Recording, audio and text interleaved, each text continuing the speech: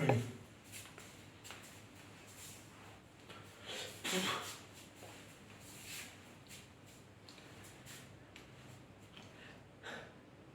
Everyone, आज हम पढ़ेंगे क्लास 9th का चैप्टर एटम एंड मॉलिक्यूल्स। इस चैप्टर में हम बेसिक स्टडी करेंगे एटम्स के बारे में एंड मॉलिक्यूल्स के बारे में, उनसे एसोसिएटेड लॉ ऑफ कॉम्बिनेशंस के बारे में भी हम यहाँ स्टडी करेंगे। फिर हम molecules formation and mole concept से इस चैप्टर को कंप्लीट करेंगे। चलिए स्टार्ट करते हैं आज का लेक्चर, एटम्स एंड मॉलिक्यूल्स। तो चैप्टर हमारा है atoms and molecules. Atoms and molecules start करते हैं हम अपना एटम से। सो एटम्स होते क्या है? Atoms are the smallest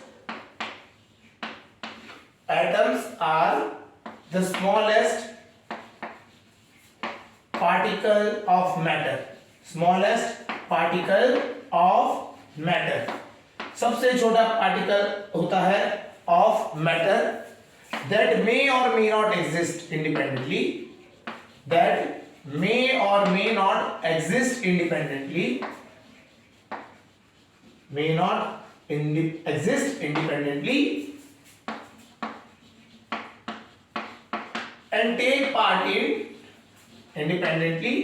and take part in chemical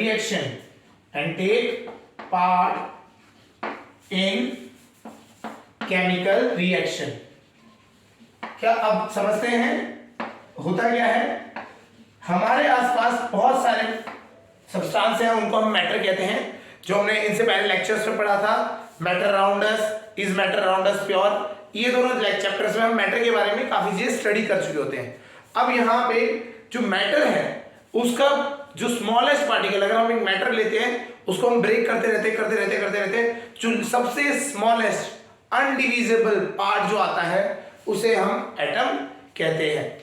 ठीक है, तो सबसे बेसिक जो सबसे छोटा है उसे एटम कहा जाता है। हाँ, और ये भी चीज है, वो इट मे और मे नॉट एग्जिस्ट इंडिपेंडेंटली, या तो वो एग्जिस्ट करेगा या तो नहीं भी करेगा। ठीक है, तो मे और मे नॉट एग्जिस्ट इंडिपेंडेंटली। इस चीज को हम अभी आगे जाके समझेंगे जब हम एटम्स के बारे में पढ़ेंगे। तो काफी सारे एटम्स होते हैं जो इंडिपेंडेंटली एग्जिस्ट नहीं करते हैं। कुछ ही हैं जो नोबल गैसेस हम जिन्हें कहते हैं, वो क्या होता है, वो रिएक्ट नहीं करते हैं किसी भी केमिकल रिएक्शन में, और वो आपको पाए जाते हैं इंडिपेंडेंटली। तो दे मे और may not exist independently and take part in a chemical reaction. कोई भी केमिकल रिएक्शन होगी उसमें जो पार्ट लेते हैं वो होते हैं एटम। क्लियर हो गया? सबसे स्मॉलेस्ट पार्टिकल होता है मैटर का, मे और may not exist independently, exist कर सकता है नहीं भी कर सकता है इंडिपेंडेंटली, अकेले से। ठीक है, और केमिकल रिएक्शंस में पार्ट लेता है। क्लियर हो गया? तो ये एक एटम की बेसिक डेफिनेशन होती है। अच्छा, इसमें एक और चीज समझने की बात है, जो हमारे एटम्स होते हैं एक और नाम से जाना जाता है, they are also known as building block of matter. They are also known as building block of atom. Matter, building block of matter. Building block of matter. Matter के बिल्डिंग ब्लॉक कहा जाता है। ठीक है, तो बिल्डिंग ब्लॉक की तरह act करता है। क्लियर हो गया? तो जैसे हम सेल के बारे में पढ़ेंगे बायो में, तो जो सेल में हम बात करते हैं, जिस सेल होता है हमारे लिविंग ऑर्गेनिज्म का बिल्डिंग ब्लॉक होता है, सबसे बेसिक पार्ट होता है। इसी तरीके से एक एटम जो होता है वो मैटर का बिल्डिंग ब्लॉक होता है। तो atom are the building blocks of matter. तो जितने भी मैटर्स हैं वो सब एटम से ही मिलके बने हैं। क्लियर हो गया? ये जो एटम टर्म है अगर हम बात करें तो ये एक डाल्टन जी थे, उन्होंने पहली बार इस टर्म को इंट्रोड्यूस किया था। तो उन्होंने क्या किया था, उन्होंने थ्योरी दी थी, उसे कहते हैं हम डाल्टन्स एटॉमिक थ्योरी। ठीक है, उसको हम समझते हैं क्या थी, और उससे उन्होंने एटम्स के बारे में ज्यादा डिस्क्रिप्शन आता है। क्लियर है? चलिए स्टार्ट करते हैं एटम्स के बारे में स्टडी करना। तो सबसे पहले जो आए थे जिन्होंने एटम्स को क्लब करके उनके ऊपर थ्योरी दी थी, दैट वाज डाल्टन। तो हम बात करते हैं Dalton's atomic theory. Dalton's atomic theory. तो डाल्टन्स ने एटॉमिक थ्योरी दी थी, एटम के बारे में बताया था। तो उन्होंने कुछ उसपे से कुछ पोस्टुलेट्स कह लेते हैं, कुछ इंपॉर्टेंट पॉइंट्स हैं, उनको हम यहाँ पे स्टडी करेंगे। ठीक है, तो सबसे पहला बात उन्होंने जो कहा था, एटम इज द स्मॉलेस्ट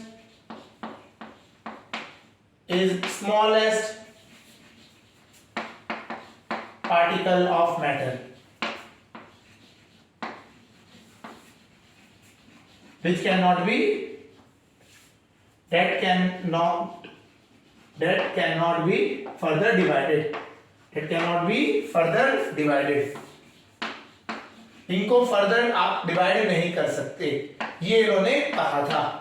ये थ्योरी आगे जाके काफी पॉइंट्स इनमें गलत प्रूफ हुए हैं, वो भी हम समझेंगे, लेकिन पहले जो इन्होंने स्टेटमेंट दी थी उनको हम यहाँ पे नोट कर लेते हैं। पहला पॉइंट इन्होंने कहा था कि जो एटम होता है स्मॉलेस्ट पार्टिकल होता है मैटर का, that can not be further divided, सबसे स्मॉलेस्ट होता है और जिसको हम आगे और फर्दर हम डिवाइड नहीं कर सकते। Clear. Second point, atoms of same element,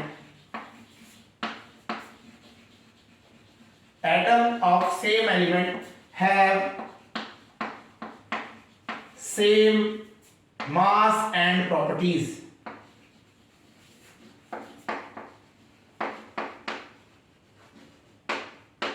अगर एक एलिमेंट है, कोई भी आप एक एलिमेंट आप लेते हैं, ठीक है, तो उसमें उसके जो एटम्स होते हैं वो सारे एटम्स सेम एलिमेंट के सारे एटम्स सेम होंगे और उनका सबका मास भी सेम होगा और उनकी प्रॉपर्टीज भी सेम होगी। ठीक है, इसी तरीके से atoms of different elements have different mass and of different element have different mass and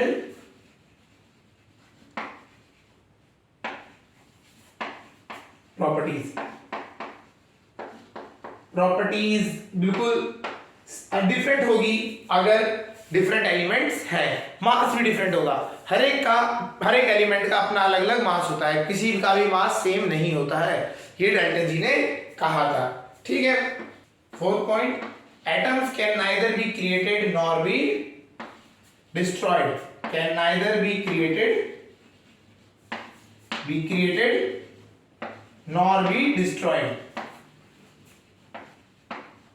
ना ही उसे बनाया जा सकता है ना ही उसे डिस्ट्रॉय किया जा सकता है, ये इनकी थ्योरी थी। ठीक है। नेक्स्ट जो थ्योरी थी दैट वाज, जो एटम है इसमें लिखते हैं atoms combine in fixed ratio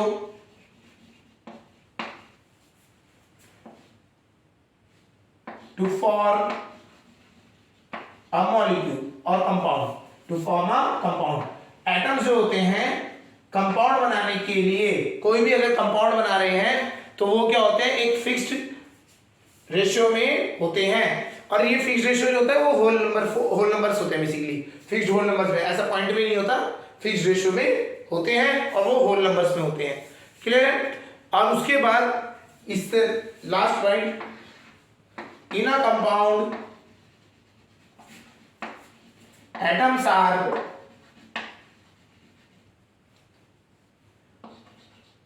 atoms are present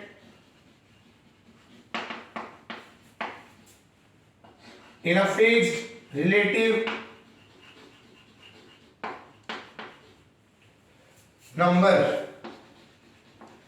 fixed relative number, एक फिक्स्ड नंबर है उसमें ही वो पाए जाते हैं। क्लियर हो गया यहाँ पे, ये चीज समझ आ गया। तो ये डाल्टन की थ्योरी थी। तो डाल्टन की थ्योरी क्या कहते हैं, वापस समझते हैं। पहला ये कहता है कि atoms are made up of smallest particles that can not be further divided, first point. Second, atoms of same element have same mass and same properties, second point हो गया। थर्ड जो है, atoms of different element have different masses and different properties, बिल्कुल अलग properties होती है, third point. Fourth point, जो आपका होता है एटम्स के neither be created nor be destroyed, atom को ना ही बनाया जा सकता है ना ही डिस्ट्रॉय किया जा सकता है। नेक्स्ट पॉइंट जो आता है वो आता है आपका जो एटम्स होते हैं, atoms combined in fixed ratio to form a component, एक फिक्स्ड रेशियो में कंबाइन होते हैं अगर एक कंपोनेंट बना रहे हैं, ठीक है। और अगला जो है वो ये कहता है in a compound atoms are present in a fixed relative number, कि कितने उसके रिलेटिव नंबर्स में ये एक फिक्स्ड क्वांटिटी में पाए जाते हैं। तो ये आपकी डाल्टन की थ्योरी थी, क्लियर हो गया। तो इस थ्योरी ने बेसिकली, इस थ्योरी के बाद में पॉइंट सारे काफी सारे गलत हुए, काफी सारे पॉइंट में गलत आते हैं, लेकिन काफी ये बेसिक थ्योरी थी, प्राइमरी थ्योरी थी, तो इसको हम पढ़ते हैं, क्लियर हो गया। तो सबसे पहला पॉइंट जो अगर हम बात करेंगे कौन से पॉइंट्स ऐसे थे जो जाके गलत हो गए, तो वो देखते हैं। पहली पॉइंट में आते हैं। तो पहला पॉइंट था atoms is the smallest particle of matter that can not be further divided. लेकिन आज की डेट में हमें पता है atom can be further divided into electrons, protons and neutrons.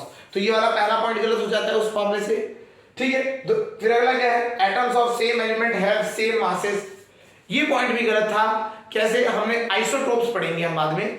Isotopes क्या होते हैं, वो सब्सटेंस होते हैं जिन जो होते तो सेम एलिमेंट के हैं बट उनका मास क्या होता है, डिफरेंट होता है। जैसे C12, C13, C14, कार्बन 12 हो गया, कार्बन 13 और कार्बन 14। कार्बन के एटम तो कार्बन का ही है, मास अलग अलग है, एक बार 12 है, एक बार 13 है और एक बार 14 है। जैसे आपका एक और होता है क्लोरीन, क्लोरीन का क्या होता है, atomic mass 35 and atomic mass 37। तो इस तरीके से आपके सेम एलिमेंट के मास से डिफरेंट हो जाते हैं।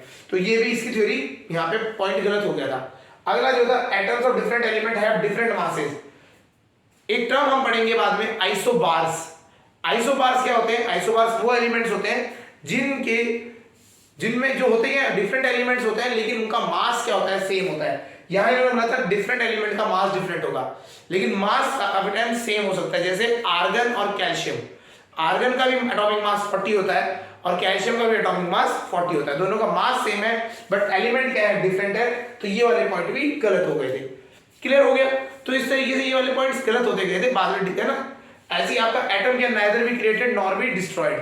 जब हम रेडियो एक्टिविटी के बारे में आते हैं तो हम एटम की बात करते हैं, डिस्ट्रक्शन हो सकता है एटम का, ठीक है, तो हम उसको वहां पे डिस्ट्रक्शन भी करते हैं। तो इस तरीके से हम समझते हैं atom can neither be created nor be destroyed, ठीक है। तो इस चीज को हम समझ पाते हैं न्यूक्लियर केमिस्ट्री में जब हम जाते हैं, ठीक। तो इस तरीके से कंसेप्ट जो आते हैं हमारे, ये जो बाद में कंसेप्ट डेवलप हुए उनसे ये वाली थ्योरीज काफी जगह पे फेल होती चली गई, ठीक।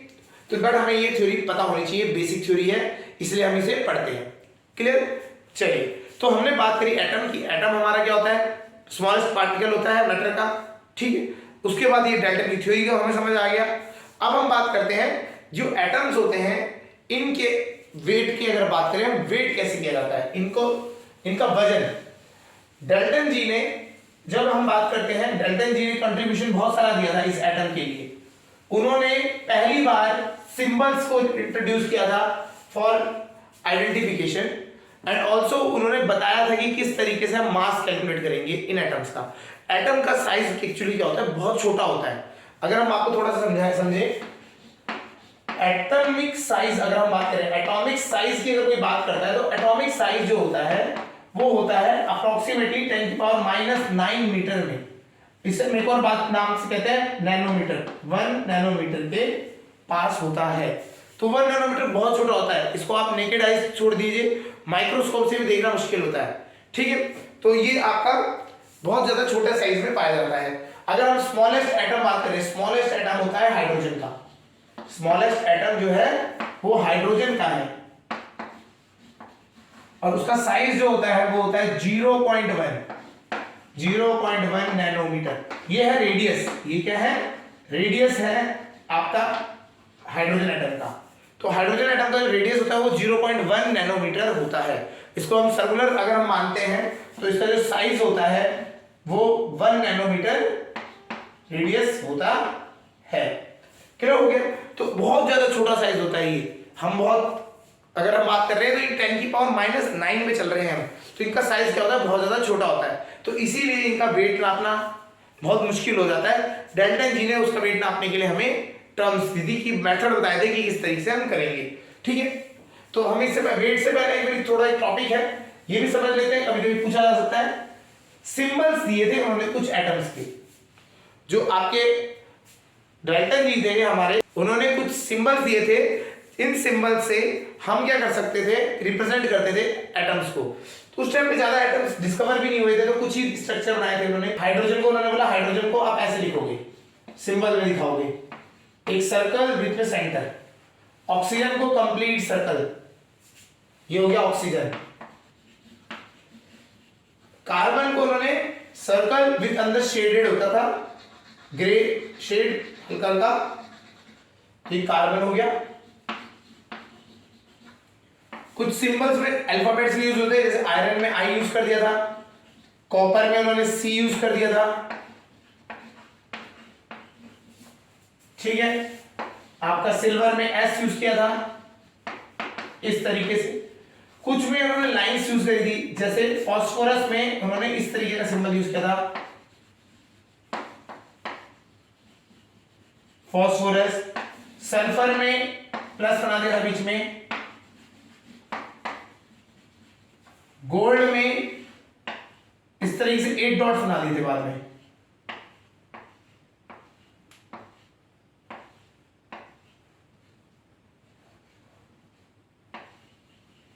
ये इस तरीके से इन्होंने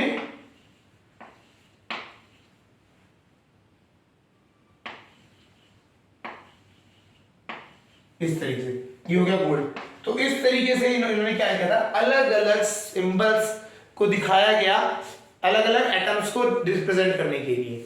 बट ये सिंबल्स जो थे ये बनाना थोड़ा डिफिकल्ट होता था।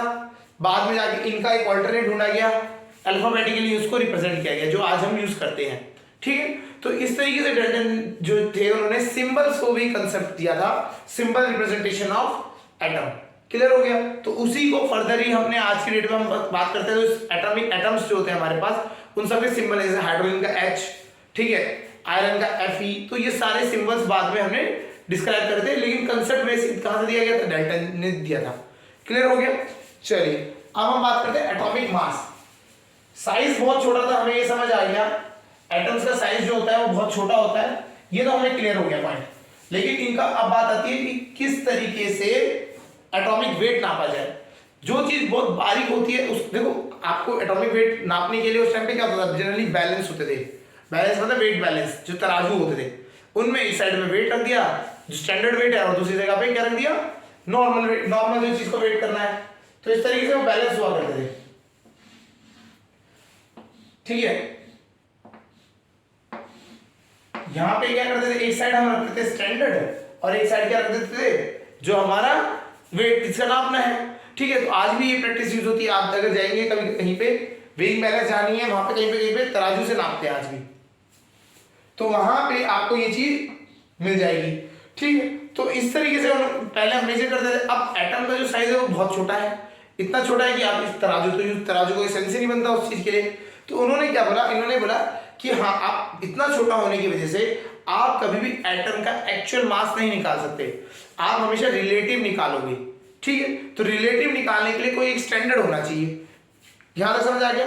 तो इन्होंने कंसेप्ट दे दिया कि जो आपका जो एटॉमिक मास होगा वो हमेशा क्या निकलेगा, रिलेटिव निकलेगा। तो हमेशा एक यूनिट दी जाएगी जो कि रिलेटिव यूनिट कहा जाएगा, और वो उसी के कंपैरेटिवली सारे के सारे आपके वेट्स निकलेंगे। क्लियर हो गया। तो आज की डेट में अगर हम बात करें, एटॉमिक मास जो होता है वो जो मेजर किया जाता है, तो वो हमारा यूज, उसके लिए हम क्या करते हैं देखते हैं। तो आज की डेट में हमारा जो स्टैंडर्ड है उसे कहते हैं AMU, एटॉमिक मास यूनिट। इसे क्या कहा जाता है, एटॉमिक मास यूनिट। इसका एक और नाम है, अब ये थोड़ा चेंज हो गया, पहले AMU कहा जाता था, अब इसको फर्दर चेंज कर दिया गया है, U लिखा जाता है। इसे कहते हैं यूनिफाइड मास, यूनिफाइड मास, ठीक है। तो दोनों टर्म्स एक ही हैं, AMU कह लीजिए और या U कह लीजिए, दोनों टर्म्स एक ही हैं। पहले AMU बोला जाता था, एटॉमिक मास यूनिट, अब उसे क्या बोला जाता है, U, यूनिफाइड मास। क्लियर हो गया। और ये होता क्या है, अगर हम एक AMU की बात करें या एक U की बात करें, 1U के बारे में बात करें, जो स्टैंडर्ड होता है वो क्या होता है उसको समझते हैं, ठीक है। तो अगर हम बात करते हैं 1 AMU को आपसे पूछे तो ये होता क्या है, 1 AMU is equal to it is the mass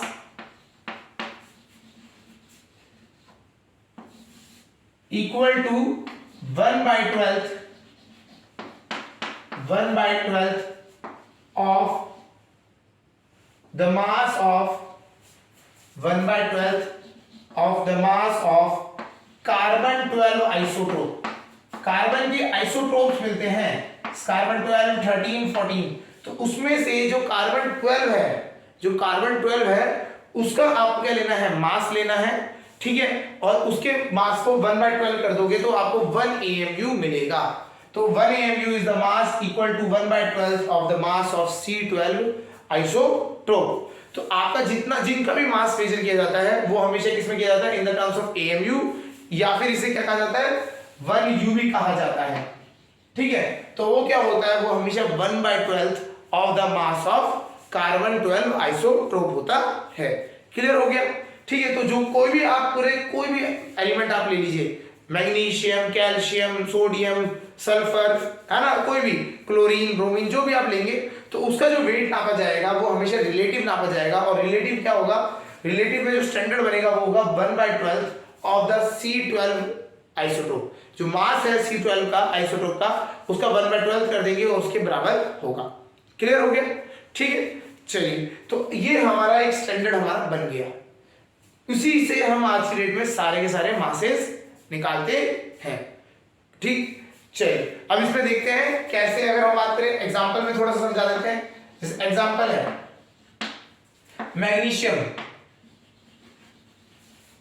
magnesium, उसको हम सिंबल लिखते हैं Mg।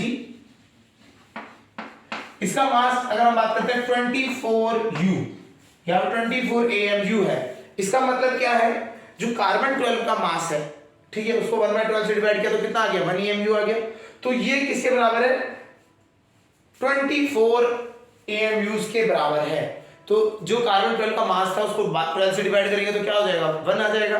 तो 1 इंटू 24 टाइम्स अगर हम करेंगे तो वो 24 AU के बराबर आपका मैग्नीशियम है। क्लियर हो गया। अच्छा, इसमें भी थोड़ा सा ध्यान से कभी पढ़ने के लिए आपको मिलेगा, कहीं पे इंटरेस्टिंग फैक्ट्स आया कि पहले ना ये नहीं यूज किया जाता था। पहले 1/12 था, C12 आइसोटोप नहीं यूज किया जाता था। पहले क्या किया जाता था, पहले 1/16 ऑफ ऑक्सीजन किया जाता था, या मास ऑफ ऑक्सीजन। क्यों किया जाता था, इसका रीजन ये बता रखा था कि ऑक्सीजन जो होता है वो मैक्सिमम चीजों के साथ रिएक्ट करता है, पहली चीज।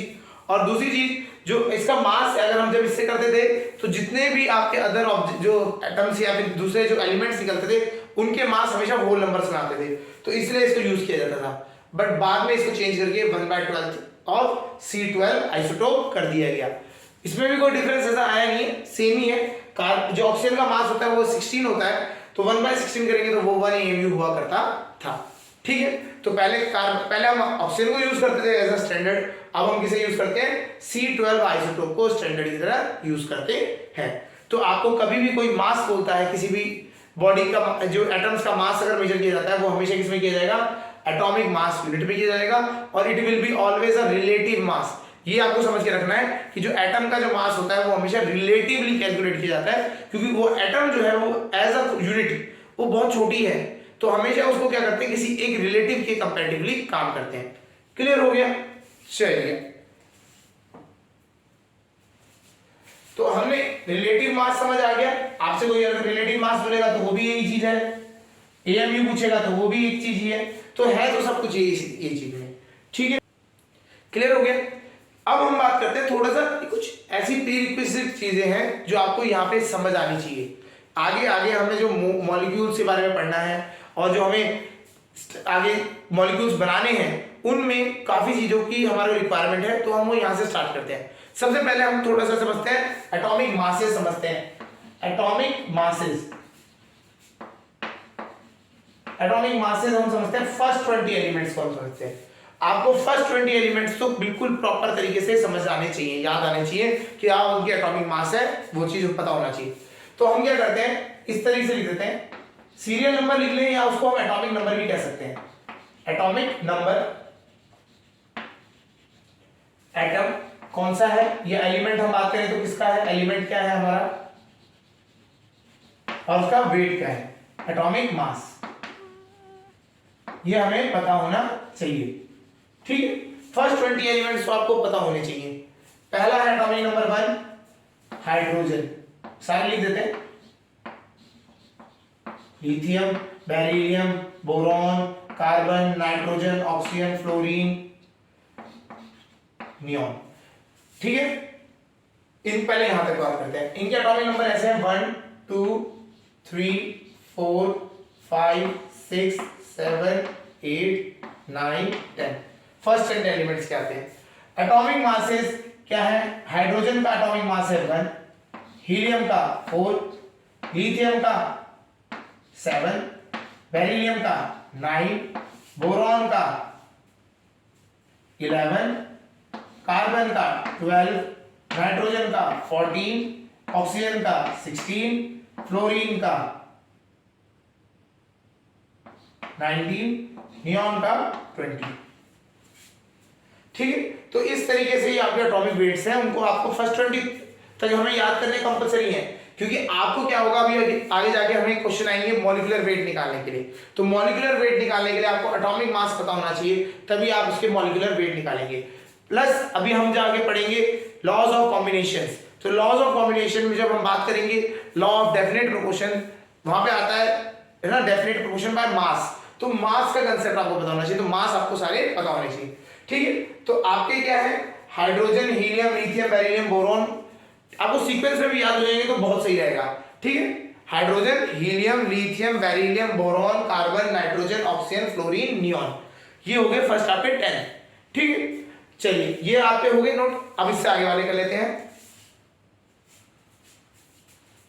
10 के बाद। ठीक, 11 12 13 14 15 16 17 18 19 20 तक हम बात करेंगे। नियॉन हमारा एक नॉर्मल गैस होती है, हमने वहां तक कर लिया। फिर आता है sodium, magnesium, aluminium, silicon, phosphorus,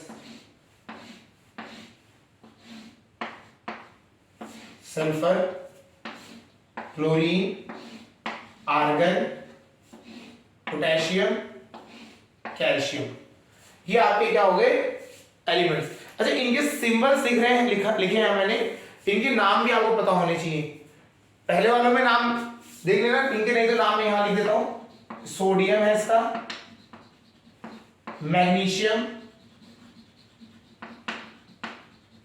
aluminium, silicon, phosphorus,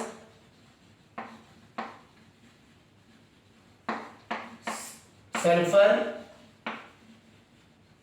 chlorine, argon, potassium and calcium, ये इनके नेम्स हैं। इससे पहले वालों के नेम्स मैंने बोल दिए थे, आप उनको नोट कर लीजिएगा। ठीक है, मासेस देखते हैं। सोडियम का होता है 23, 24, 27। ये ना आपको करने पड़ेंगे याद।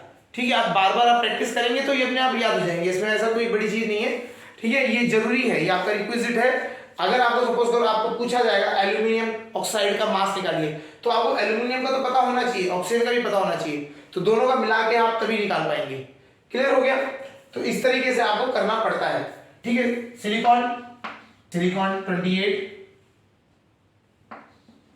28, फॉस्फोरस का होता है आपका 31, सल्फर हो गया आपका 32, क्लोरीन 35.5।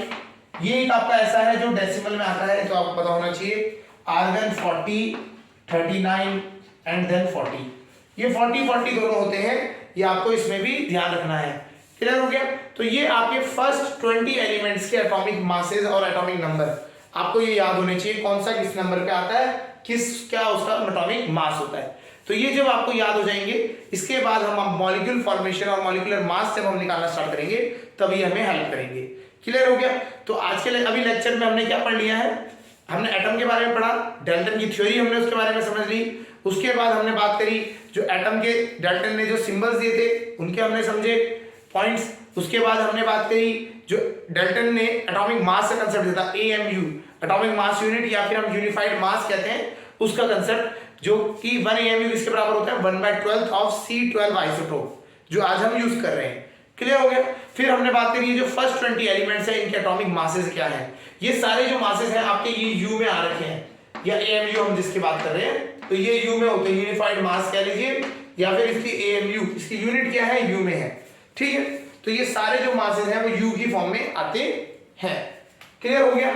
तो ये सारे जो हम आपको याद होने चाहिए, तो इनमें कुछ प्रॉब्लम नहीं है, यहाँ पे यूनिट इसकी एटॉमिक मास यूनिट रखनी है। क्लियर हो गया? ठीक है, तो आज के लेक्चर में इतना ही। ठीक है, नेक्स्ट लेक्चर में हम बात करेंगे मॉलिक्यूल के बारे में एंड उसके बाद हम बात करेंगे मोल कंसेप्ट के बारे में।